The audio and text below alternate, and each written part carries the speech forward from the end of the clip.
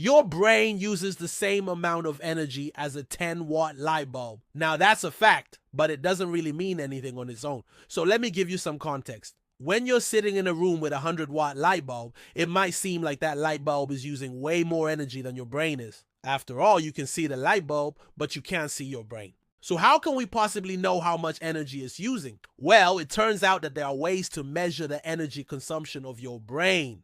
And it turns out that it's about 10 watts. To put that into context, a 100-watt light bulb converts about 100 watts of electrical energy into light and heat. But your brain only converts about 20 watts of energy into, well, mostly heat. The rest of the energy, about 80%, is converted into electrochemical energy that can then be used by your body. So while your brain does use energy, it's actually not nearly as much energy as a light bulb.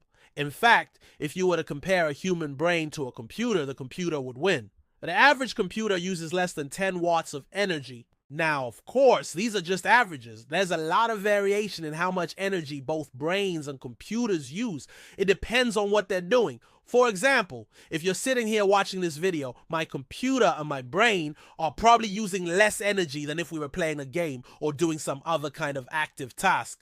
In fact, when you're doing nothing at all, your brain still uses about 6 watts of energy. That's because even when you're not doing anything, there are still things going on in your brain. You're still breathing, your heart is still beating, and there are still electrical impulses being sent throughout your body.